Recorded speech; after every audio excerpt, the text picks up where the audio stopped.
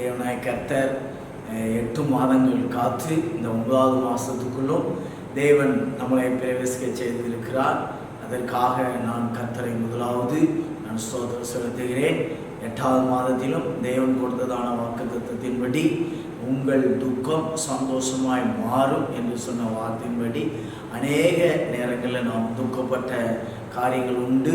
அந்த காரியங்கள் எல்லாம் தேவனாய் கர்த்தர் மனுஷனால் தீர்க்க முடியாததை கர்த்தர் நமக்கு தீர்த்து கொடுத்து சந்தோஷத்தை கொடுத்தார்.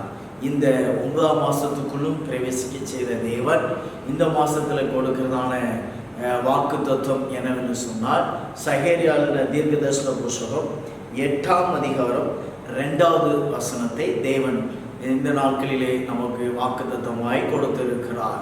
அது என்னவென்று சொன்னால் 1097ஆம் பக்கத்தை நீங்கள் எடுத்துக்கொள்வீர்கள் என்று சொன்னால் அதிலே நாம் வாசிக்கலாம். நான் சீயோனுக்காக கடும் வைராக்கியம் கொண்டேன், நான் சீயோனுக்காக கடும் வைராக்கியம் கொண்டேன் என்று ஆண்டவராகிய தேவன் சகேரியா தீர்க்கதரிசி மூலமாய் நமக்கு இந்த 9ஆம் மாதத்திலே அவர் வெளிப்படுத்துகிறார். நம்ம நினைக்கிறோம் இதில் என்ன சொல்லப்பட்டது என்றால், சீயோனுக்காக, சீயோன் என்பது நம்மளை குறிக்கிறது. ஆமென். உங்களுடைய பெயர்களை குறிக்கிறது, உங்கள் குடும்பத்தை குறிக்கிறது, உங்களுடைய தனிப்பட்ட காரியத்தை குறிக்கிறது. அப்போ தேவனாய் கர்த்தர் நான் சீயோனாகிய உங்களுக்கு, இதை கேட்டுக்கொண்டு இருக்கிறது அருமையான தேவ ஜனமே, உங்களுக்காக அவர் என்ன செய்வார்? கடும் வைராக்கியம் கொண்டார், கடும் வைராக்கியம் கொண்டார். நம்ம நினைக்கிறோம் வைராக்கியம் என்பது இதில் வித்தியாசமாய் சொல்லப்பட்டு இருக்கிறது.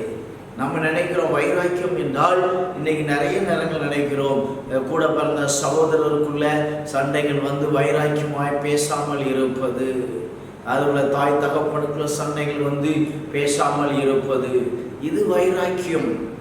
கணவன் மனைவிக்குள்ள சண்டைகள் வந்து வைராக்கியமாய் இருப்பது, பேசாமல் இருப்பது. கணவன் முதலாவது அவன் சண்டை பிடித்ததினால் அவர் பேசட்டும் என்று சொல்லி மனைவி வைராக்கியமாய் இருப்பது, இல்லாவிட்டால் கணவன் மனைவி பேசட்டும் என்று சொல்லி வைராக்கியமாய் இருப்பது, அது வைராக்கியம். ஆனால் தேவனாய் கர்த்தர் சொல்லுகிறதான வார்த்தை என்னவென்று சொன்னால், நான் சீயோனுக்காக கடும் வைராக்கியம் கொண்டேன். இந்த வைராக்கியம் என்பதை தேவன் நம்மளை நேசிக்கிறார் என்று அர்த்தம். நான் சீயோனாகிய உங்களுக்காக இந்த 9ஆம் மாசத்துல நான் உங்களை நேசிக்கிறேன், உங்களை நேசிக்கிறேன், ஆகினால் உங்கள் மேல நான் வைராக்கியம் கொண்டு இருக்கிறேன் என்று சொல்லுகிறார் தேவ ஜனமே. அதனால் தேவனாய் கர்த்தர் நம்மை நேசிக்கிறபடினால இந்த 9ஆவது மாசத்திலும் தேவனாய் கர்த்தர் அவன் நம்ம மேல வைராக்கியம் கொண்டு இருக்கிறாரா? அதை தான் இன்னைக்கு வேதத்தில் நம்ம பார்க்க போகிறோம். தேவஜி உலக பிரகாரமான வைராக்கியமானது அது நேசம் அல்ல, அது பகையை உண்டாக்குகிறது, கசப்பை உண்டாக்குறது, மனஸ்தாபத்தை உண்டாக்குகிறது.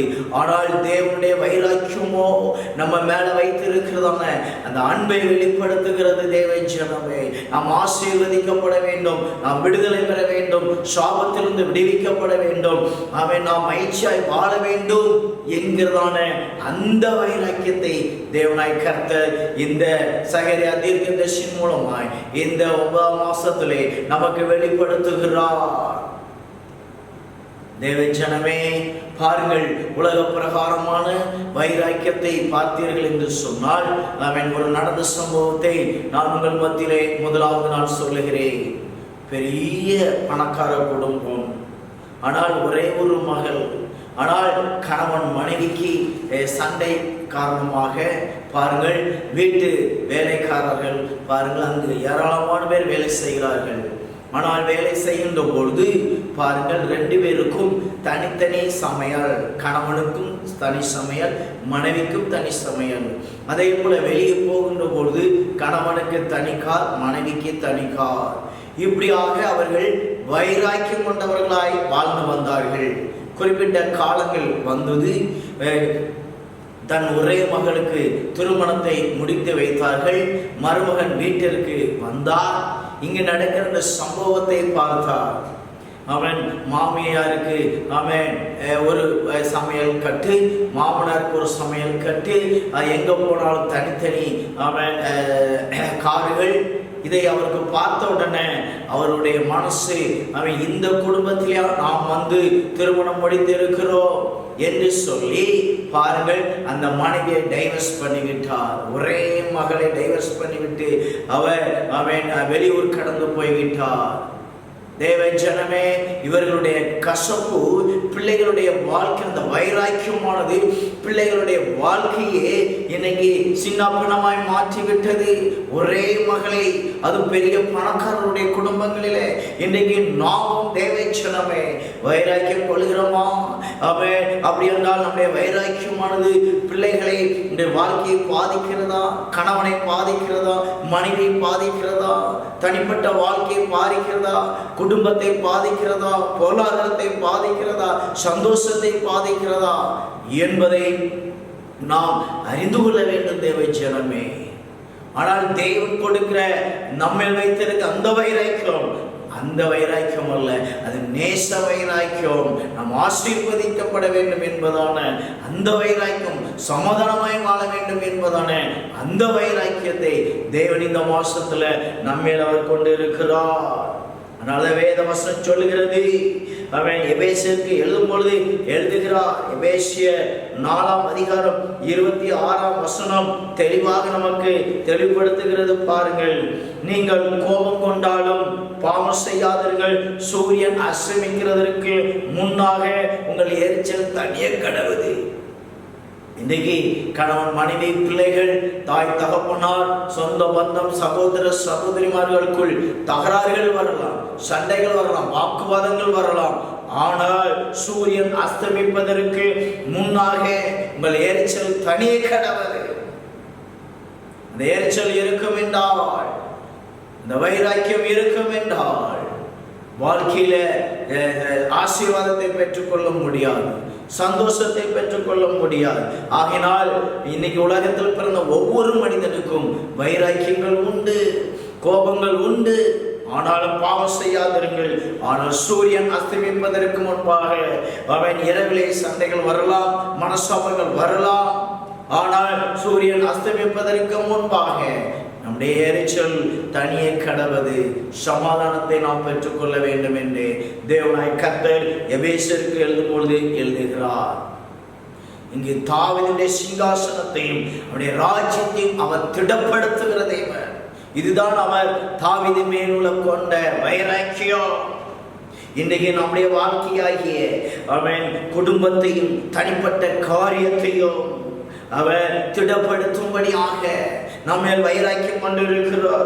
ஒருவேளை இந்த கொரோனா வைரஸின் காலத்தில் நம்முடைய வாழ்க்கையை அவன் பாருங்கள், அவன் அது திடனற்று போயிருந்திருக்கலாம். இன்னும் இந்த 9 மாசத்துல எப்படிதான் இருக்குமோ, வாழ்க்கையில் முன்னேற முடியாதோ, சந்தோஷமா இருக்க முடியாதோ என்று சொல்லி நீங்கள் நினைக்கலாம். ஆனால் தேவனாய் கர்த்தர் இந்த 9 மாசத்துல உங்களுடைய வாழ்க்கையை, அவன் சிங்காசனத்தை, உங்களுடைய ராஜ்யத்தை, குடும்பமாகிய ராஜ்யத்தை அவர் திடப்படுத்துகிற தேவனாய் இருக்கிறார். அதை திடப்படுத்தி அதை இது முதல் கொண்டு என்னென்னைக்கும் நியாயத்தினாலும் நீதினாலும் அவர் நிலைப்படுத்தும்படியாக, அவர் ஆளுகை செய்யும்படியாக, சமாதானத்தை கொடுக்கும்படியாக சேனைகளின் கர்த்தருடைய வைராக்கியம் இதை செய்யும். எதை செய்யும்? இதுதாங்க சேனைகளின் கர்த்தருடைய வைராக்கியம். உங்க தாவீதுக்காக அவர் வைராக்கியம் கொண்டார். அதே பொழுது கேட்டுக்கொண்டு இருக்கிற அருமையான தேவ ஜனமே, உங்களுக்காக வைராக்கியம் கொள்கிறார். உங்க மேல நேசம் வைக்கிறார், உங்க மேல பாசம் வைக்கிறார். தேவ ஜனமே, எவ்வளவு அன்புள்ள தெய்வம் பார்த்தீங்களா? இந்த 9ஆம் மாசத்திலும் அவர் வைராக்கியம் உள்ள தேவனாய், கடும் வைராக்கியம் உள்ள தேவனாய் உங்களுக்காக அவர் செயல்பட போகிறார். ஹல்லேலூயா. பாருங்கள், புதிய ஏற்பாட்டிலே நீங்கள் கடந்து வருவீர்கள் என்று சொன்னால் லூக்கா 4ஆம் அதிகாரம் 16ஆம் வசனத்தில் இருந்து 30ஆம் வசனம் வரைக்கும் நீங்கள் வாசித்து பார்த்தால் தெரியும். பாருங்கள், அவர் முதலாவது இயேசு கிறிஸ்து ஞானஸ்நானம் எடுத்து பாருங்கள் தேவனுடைய உடன்படிக்கையை நிறைவேற்றி அவன் அதுபோல பரிசுத்த ஆவியானவரால் வனாந்தரத்துக்கு கொண்டு போகப்பட்டு அங்கு சாத்தானால் சோதிக்கப்பட்டு ஜெயம் பெற்று வந்த உடனே தேவனுடைய ஆலயத்துக்கு தாம் வளர்ந்த ஊராகிய அந்த நாசரத்தில் இருக்கிற அந்த ஜெபாலயத்துக்கு அவர் கடந்து போகிறதை நம்ம பார்க்கிறோம். கடந்து போன உடனே அவருக்கு வேத வாசிப்பை கொடுக்கிறார்கள். ஏசாயா எழுதின தீர்க்கதரிசன வாசனத்தை வாசிக்கும்படியாக அவர்கள் கொடுக்கிறார்கள். பாருங்கள், 16 தாம் வளர்ந்த ஊராகிய நாசரத்துக்கு அவர் வந்து தம்முடைய வழக்கத்தின்படியே ஓய்வு நாளில் ஜெபாலயத்திலே பிரவேசித்து வாசிக்க எழுந்து நின்றார். பாருங்கள், எழுந்து நின்று அங்கு சொல்லுகிறார், கர்த்தருடைய ஆவியானவர் என் மேல் இருக்கிறார். அவன் கர்த்தர் சுவிசேஷத்தை பிரசங்கிக்கும்படி என்னை அபிஷேகம் பண்ணினார். இருதயம் நொறுங்குண்டவர்களை குணமாக்கும், சிறைப்பட்டவர்களுக்கு விடுதலையும், குருடருக்கு பார்வை பிரசித்தப்படுத்தவும், நொறுங்குண்டவர்களை விடுதலையாக்கும், கர்த்தருடைய அனுக்கிரக வருஷத்தை பிரசித்தப்படுத்தவும் என்னை அனுப்பினார் என்று தேவனுடைய ஆலயத்துல அவர் வாசிக்கிறதை பார்க்கிறோம். ஆனாலும் பாருங்கள், அங்கு இந்த வார்த்தைகள் எல்லாம் அநேகர் கேட்ட பொழுது பாருங்கள், அவருடைய கிருபை உள்ள வார்த்தைகளை 22ஆம் வசனம் லூக்கா 4:22 எல்லாரும் அவருக்கு நற்சாட்சி கொடுத்து அவருடைய வாயிலிருந்து புறப்பட்ட கிருபை உள்ள வார்த்தைகளை குறித்து ஆச்சரியப்பட்டார்கள். யோசேப்பின் குமாரன் அல்லவா என்று சொல்லி ஆச்சரியப்படத்தக்க வகையில் அங்கு தேவனுடைய ஆலயத்தில் நான் எதற்காக வந்தேன் என்பதை அங்கு வெளிப்படுத்தி காண்பித்தார். ஆனாலும் அவருக்கு ஒரு வைராக்கியம், அவரை ஆராதிக்கிற ஜனங்கள் மீது அவருக்கு ஒரு வைராக்கியம். வாசம் லூக்கா 4:27 எலிசா தீர்க்கதரிசியின் காலத்திலே இஸ்ரவேலுக்குள் அநேகம் குஷ்டரோகிகள் இருந்தார்கள். பாருங்கள், தீர்க்கதரிசி வாழ்கின்றதான அந்த எலிசாவின் காலத்துல இஸ்ரவேலர் யார்? அவரை ஆராதிக்கிற ஜனங்கள், அவரை மகிமைப்படுத்துகிற ஜனங்கள்.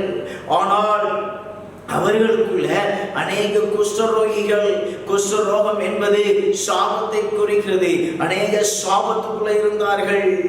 எலிசாவின் தீர்க்கதரிசியுடைய காலத்துல இன்றைக்கும் கூட அநேகர் கிறிஸ்தவர்களாக இருக்கிறார்கள், தேவனை ஆராதனை செய்கிறார்கள். ஆனாலும் தேவச்சனமே, நீங்க அநேகர் குஷ்டரோகியமாகிய சாபத்துக்குள் இருக்கிறார்கள். ஆனால் தேவனாகிய கர்த்தர் சொல்லுகிறார், என் சாபத்துக்குள் இருக்கிற என் தேவ ஜனமே, சீரியா தேசத்தின் நாகமான அல்லாமல் அவர்களில் வேறு ஒருவனும் சுத்தமாக்கப்படவில்லை என்று சத்தியத்தின்படி உங்களுக்கு சொல்லுகிறேன். ஏனென்றால் அவர் நம்மேல் வைராக்கியம் கொண்டபடினால, உக்கிரக வைராக்கியம் கொண்டபடினால, நம்மை நேசித்தபடினால, எங்கேயோ சீரியா தேசத்தில் இருந்து வந்த அந்த சாவு பிடித்த, அந்த வியாதி பிடித்த அந்த நாகமா இங்கு எலிசாவின் தீர்க்கதரிசியுடைய காலத்திலே அவன் வாழ்ந்தபடினால அவன் சுகத்தை பெற்று விட்டானே, அவன் சாபத்திலிருந்து விடுதலை பெற்று விட்டானே. ஆனால் நீங்கள் என்னை ஆராதனை செய்கிறீர்கள், என்னுடைய ஆலயத்துக்கு வருகிறீர்கள், ஆனால் இன்னும் சாபத்துக்குள்ளே கிடைக்கிறீர்கள் என்று சொல்லி அவர் நம்ம நேசம் வைத்தபடினால் ஆணவத்தோடு கூட அங்கே குடியிருக்கிறதான அந்த தேவாலயத்துக்குள் குடியிருக்கிறதான ஜனங்களை பார்த்து இந்த வார்த்தைகளை சொன்ன உடனே ஜெபாலயத்தில் இருந்த எல்லாரும் இவைகளை கேட்டபொழுது கோபம் உண்டார்கள். இன்றைக்கும் தேவச்சனமே, தேவனுடைய ஆலயத்தில் அவரை ஆராதிக்கிற ஜனங்களுக்கு ஊழியர் மூலமாக சில எச்சரிப்புகளை கொடுப்பார். நீ ஆசீர்வதிக்கப்பட வேண்டும், நீ சமாதானமாய் வாழ வேண்டும், அவனுடைய சாபம் நீங்க வேண்டும். இதற்கான காரணம் என்ன? நீ ஆராதனை செய்யலாம், ஊழியர்கள் செய்யலாம், வேத வாசிக்கலாம், ஜெபிக்கலாம், ஆனால் ஏதோ ஒரு காரணம் உடைய வாழ்க்கையில தடையாய் இருக்கிறதே, அதை அறிந்தாய் என்று சொன்னால், இந்த எலிசா தீர்க்கதரிசன காலத்தில் வாழ்ந்ததான இந்த நாகமான் எங்கேயோ இருந்து வந்தவன், ஆனால் சுகத்தை பெற்று கடந்து போய்விட்டானே. நீ சுகம் பெற வேண்டுமே, நீ ஆசீர்வதிக்கப்பட வேண்டுமே, நீ சமாதானமாய் வாழ வேண்டுமே, வியாதியிலிருந்து விடுதலை பெற வேண்டுமே என்று சொல்லி அவர் உண்மையில் நேசம் வைத்தபடினால், உண்மையில் வைராக்கியம் கொண்டபடினால தேவஜனமே, அவர் அந்த ஜெபாலயத்தில் இருந்து அங்கு இருக்கிற ஜனங்களுக்கு அவன் இந்த வார்த்தைகளை சொன்ன உடனே எல்லாருக்கும் கோபம் வந்தது. ஜெபாலயத்தில் இருந்து எல்லாரும் இவைகளை கேட்ட பொழுது கோபம் உண்டார்கள். இன்னைக்கு தேவனுடைய வார்த்தை சில நேரங்களில் ஊழியர்கள் மூலமாய் வருகிற வார்த்தைகள் சிலருக்கு கோபம் உண்டாக்கலாம். ஆனால் அது எதற்கு என்று சொன்னால், உன்னை ஆசீர்வதிக்கும்படியாய், உன்னை உயர்த்தும்படியாய் இந்த வார்த்தை கடந்து வரும். அது எனக்கு தான் என்று நீங்கள் ஏற்றுக்கொள்வீர்கள் என்று என்று சொன்னார். நம்முடைய வாழ்க்கையில தடையாய் இருக்கிறதானே, இந்த ஆசீர்வாதத்துக்கு தடையாய் இருக்கிறதானே காரியத்தை ஆராய்ந்து ஒப்பு கொடுப்போம் என்று சொன்னார். குடும்ப ரட்சிப்புக்கு தடையா இருக்கிற காரியங்கள், இன்னும் பலவிதமான ஆசீர்வாதம் தடையா இருக்கிற காரியங்களை தேவ சமூகத்துல ஆலயத்துல இருந்து நாம் தன்னைத்தானே ஆராய்ந்து பார்ப்போம் என்று சொன்னார். குடும்பங்களே தனிப்பட்ட காரியத்துல இருந்து ஆராய்ந்து பார்ப்போம் என்று சொன்னால் தேவனாய் கர்த்தர் நம்மோடு கூட உணர்த்துவார். நாம் ஒப்பு கொடுக்கும் பொழுது இந்த இஸ்ரவேலருக்குள்ள இருந்த அந்த குஷ்டரோகம், அந்த சாபம் நம்மளை விட்டு நீங்கி போய்விடும். தேவ ஜனமே, யோசித்து பார்த்தீர்களா? பாருங்கள், அந்த நாகமானுடைய வாழ்க்கை. பாருங்கள், ஏன் அவன் சுகம் பெற்றான்? காரணம் என்ன? 2 ராஜாக்கள் 5ஆம் அதிகாரம் 2 இருந்து 5ஆம் வசனம் வரைக்கும் நீங்கள் வாசித்து பார்த்தால் தெரியும். பாருங்கள், அங்கு ஒரு சிறு பிள்ளையின் மூலமாக நடக்கிற காரியம் பாருங்கள்.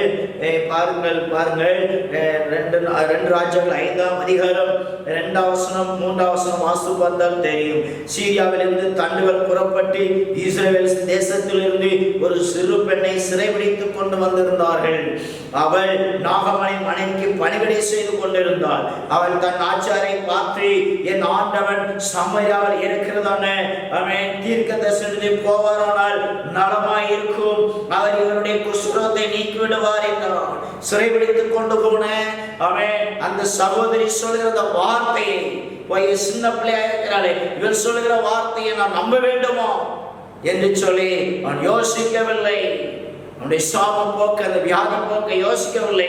உடனே என்ன செய்கிறான் என்று சொன்னான். 4ஆவது வசனம், அப்பொழுது அவன் போய் இஸ்ரவேல் தேசத்து பெண் இன்ன பிரகாரமாய் சொல்லுகிறார் என்று தன் ஆண்டவனிடத்தில் அறிவித்தான்.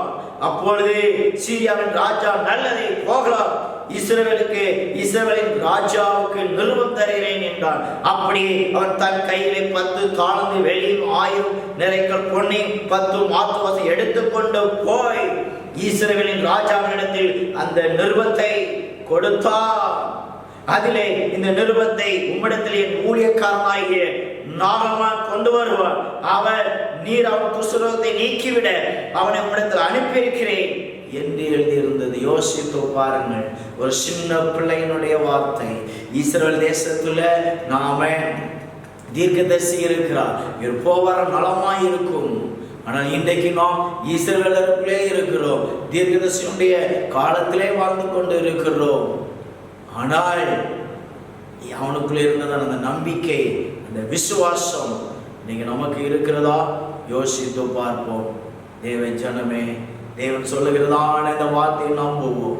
ஆண்டவரே, எனக்காக நீர் வைராக்கியம் கொண்டு இருக்கிறீரப்பா, எனக்காக நீர் என் மேல அன்பு வைத்தபடினால் இந்த வார்த்தையின் மூலமா என்னை எச்சரிக்கிறீர் ஆண்டவரே.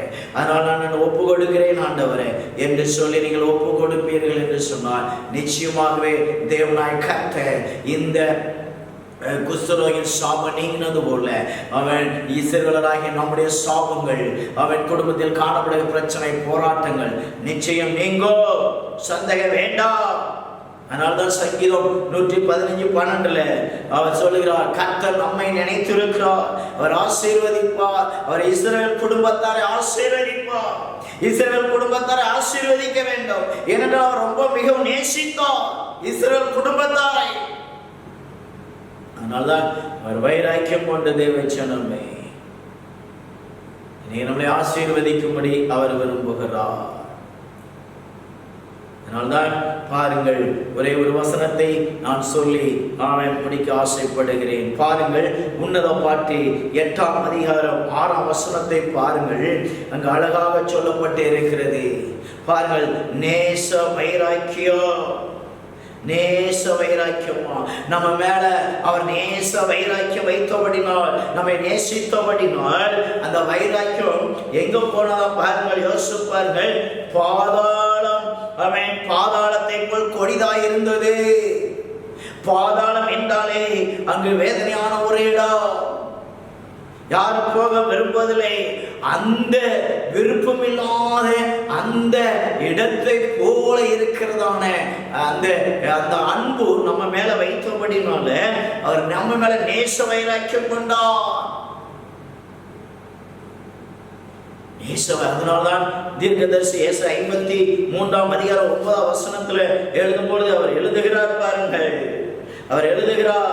அவருக்கு என்ன பாருங்கள், என்ன பாருங்கள், வாஸ்து பார்த்தம் என்று சொன்னால் துன்மார்க்கருடைய அவர்களுடைய பிரேதங்களை நியமித்தார்கள். அவன் தேவனாய் கர்த்தர் நம்மை நேச வைத்தபடினால அது பாதாளத்துக்கு கொண்டு போகக்கூடிய அளவுக்கு கொடிதாய் இருந்தது. யோசித்து பாருங்கள். அதனால அவரை காரி துப்ப ஒப்பு கொடுத்தார், கன்னத்தில் அறைய ஒப்பு கொடுத்தார், அவன் கொட்டுவதற்கு ஒப்பு கொடுத்தார். தேவ ஜனமே ரோட்டோரங்களிலே அவன் எழுப்பதற்கு ஒப்பு கொடுத்தார். அவன் தார தாரையாக அவன் ரத்த சிந்துவதற்கு தன்னை ஒப்பு கொடுத்தார். ஏனென்றால் அதோடைய நேச வைராக்கியம் பாதாளத்தை விட கொடிதாயிருந்தது. கன்னத்தில் அறையும் பொழுது கூட சின்ன பிள்ளை போல் ஏங்கி நின்றான். அவன் முள்முடி சூடப்படும் பொழுது போல அவன் அந்த முள்ளானது அவன் ஓடலே அந்த தலைகளிலே அவன் குற்றிருந்த தார தரை ரத்தம் அடியும் போது கூட அந்த வேதனையை தாங்கினார். அந்த பாதாள குழியோட வேதனையான அந்த அனுபவத்தில் அவர் கடந்து போனாலும் தேவனாய் கர்த்தர் நம்ம நேச வைராக்கியம் கொண்டார். 9ஆவது மாதத்திலும் நமக்காக வைராக்கியம் கொண்டிருக்கிறார். தேவ ஜனமே, அவருக்கு பிரேத குழிகள் நியமித்தாலும் அது துன்மார்க்கரோடு நியமித்தாங்க, ஆனால் அதை நமக்காக ஏற்றுக்கொண்டார். அவ்வளவு வைராக்கியம் உள்ள தேவனாய் நமக்கு இருக்கிறார். தேவ ஜனமே, 9ஆம் மாசத்துல அவன் சீயோனாகிய உங்களுக்காக எனக்காக அவர் கடு வைராக்கியம் உள்ள தேவனாய் இருக்கிறார். கடும் வைராக்கியம் கொண்டேன், அதற்காக மகாவுக்கரமான வைராக்கியம் கொண்டேன். வைராக்கியம் கொண்டு இருக்கிறார். உங்கள் மேலையும் என் மேலையும் அவர் வைராக்கியம் கொண்டு இருக்கிறார். நாம் அவர் மேல வைராக்கியம் பாராட்டுமா? அவர் மேல அன்பு வைப்போமா? நேசத்தை வைப்போமா? எல்லா சூழ்நிலையிலும் அவர் மேல நேசத்தை வைப்போம் என்று சொன்னார். நிச்சயமாகவே இந்த 9ஆம் மாசத்துல தேவனாய் கர்த்தர் அவன் நம்முடைய வாழ்க்கையில ஆசீர்வாதத்தை தருவார். எந்த விதமான சந்தேகமும் இல்லை. ஆகினால் இந்த 9ஆம் மாசத்துல தேவனாய் கர்த்தர் நம்மை இஸ்ரவேலராக நம்மை ஆசீர்வதிக்கிற தேவன், ஆரோன் குடும்பத்தாரை ஆசீர்வதிக்கிற தேவன், கர்த்தருக்கு பயப்படுகிற பெரியோரை சிறியோரை அவர் ஆசீர்வதிக்கிற தேவனாய் இருக்கிறார். அதனால் நம்முடைய அப்படியே ஒப்பு கொடுத்துருவோமா? எந்த வண்ணமாய் கண்களை மூடி ஜெபம் பண்ணுவோமா? ஆவியானவரே, உமக்கு நன்றி செலுத்துகிறோம். ஆண்டவரே நன்றி, இந்த 9ஆம் மாசத்துக்குள்ள பிரவேசிக்க வைத்து ஆண்டவரே, அப்பா சீயோனாய் எங்களுக்காக ஆண்டவரே நீர் கடு வைராக்கியம் கொண்டு இருக்கிறீர் ஐயா, உக்கிரக வைராக்கியம் கொண்டு இருக்கிறீர் ஐயா. அதனாலதான் ஆண்டவர் தேவனுடைய ஆலயத்துல கூடியிருந்து ஆராதனை செய்ய நாங்கள் வந்தபொழுது ஆண்டவரே, அப்பா குஷ்டரோகியாகிய நாகமான் விடுதலை பெற்று விட்டானே, நீங்களும் விடுதலை பெற வேண்டுமே, சாபத்துக்குள்ள வாழக்கூடாது நேசத்தை எங்கள் மேல் வைத்தபடி நான் ஆண்டவரே, அவன் ஆண்டவரே ஒரு சிறு பிள்ளை சொன்ன வார்த்தை நிமித்தமாக என்னிடத்தில் கடந்து வந்தானே, அதே போல இன்றைக்கும் எத்தனையோ வார்த்தைகளை நான் உங்களுக்காக கொடுத்து விட்டு கடந்து போயிருக்கிறேனே, அதை வாசித்து அதை விசுவாசித்து நீயும் பெற்றுக்கொள்ள வேண்டுமே என்று சொல்லி தேவனாய் கர்த்தர் நம்ம மேல அவன் அன்பு வைத்தபடினால தேவன் இந்த வார்த்தைகளை இன்றைக்கு சொல்லுகிறார். ஆவியானவரே உமக்கு நன்றி அப்பா, நன்றி. இதை கேட்டுக்கொண்டிருக்க ஒவ்வொரு மீதும் ஆண்டவரே நீர் வைராக்கியம் கொண்டு இருப்பதற்காய், நேச வைராக்கியம் கொண்டு இருப்பதற்காய் உமக்கு நன்றி செலுத்துகிறோம் ஐயா. ஆண்டவரே அப்பா, நேச வைராக்கியம் இருந்தபடினால ஆண்டவரே ஒவ்வொருவரையும் ஆண்டவரே எந்தெந்த காரியத்துல விடுதலை பெறாமல் இருக்கிறார்களோ அவர்களை நீர் விடுவிப்பீராக, விடுவிப்பீராக. ஆவியானவரே உமக்கு நன்றி செலுத்துகிறோம் ஐயா. நீர் அப்படி செய்யப்படுற அன்புக்காக உமக்கு நன்றி செலுத்துகிறோம் ஆண்டவரே. அப்பா உமக்கு நன்றி. ரத்தத்தின் வல்லமைக்குல இந்த 9ஆம் மாசத்தை ஒப்பு கொடுக்கிறேன் ஐயா, 30 நாட்களையும் ஒப்பு கொடுக்கிறேன் ஐயா, ஒவ்வொரு வாரத்தையும் ஒப்பு கொடுக்கிறேன் ஐயா, ஒவ்வொரு நாட்களையும் ஒப்பு கொடுக்கிறேன் ஐயா, ஒவ்வொரு ஆண்டவரே இரவு வேலையை ஒப்பு கொடுக்கிறேன், ஒவ்வொரு சாயங்கால வேலையை ஒப்பு கொடுக்கிறேன், மதிய வேலையை ஒப்பு கொடுக்கிறேன் ஐயா. ஆண்டவரே நீர் காத்துக் கொள்வீராக. இந்த 30 நாட்களும் ஆண்டவரே நீர் நடத்தும்படியாக ஜெபிக்கிறோம் ஆண்டவரே. 30 நாட்களும் உம்முடைய ஆண்டவரே நேசத்தால் ஒவ்வொருவரையும் மூடிக்கொள்வீராக. பிள்ளைகளுக்காக இன்னும் வைராக்கியம் கொள்வீராக. ஆவியானவரே உமக்கு நன்றி செலுத்துகிறோம் ஆண்டவரே. உங்க கரத்துல ஒப்பு கொடுக்கிறோம் ஐயா. ஆண்டவரே நீர் பொறுப்படுத்திக் கொள்ளும், பெரிய காரியங்களை செய்யும். இரட்சகர் இயேசு கிறிஸ்துவின் மூலம் வேண்டிக் கொள்கிறோம் ஜீவனுள்ள நல்ல பிதாவே. ஆமென், ஆமென். என் ஆத்துமாவே கர்த்தரை ஸ்தோத்திரி, என் முழு உள்ளமையுடைய பரிசுத்த நாமத்தை ஸ்தோத்திரி. என் ஆத்துமாவே கர்த்தரை ஸ்தோத்திரி. கர்த்தர் செய்த சகல உபகாரங்களை மறவாதே. ஆமென். நம்முடைய கர்த்தராகிய இயேசு கிறிஸ்துவின் கிருபையும் தேவனுடைய அன்பும் பரிசுத்த ஆவியானவருடைய அன்பின் ஐக்கியம் சிநேகிதமும் இந்த மாதப்பிறப்பு ஆராதனையை பார்த்து கொண்டிருந்த ஒவ்வொருவர் மேலும் அவருடைய கிருபை இன்றும் என்றும் சதா காலமும் தாங்கி நடத்துவதாக. ஆமென். ஹல்லேலூயா.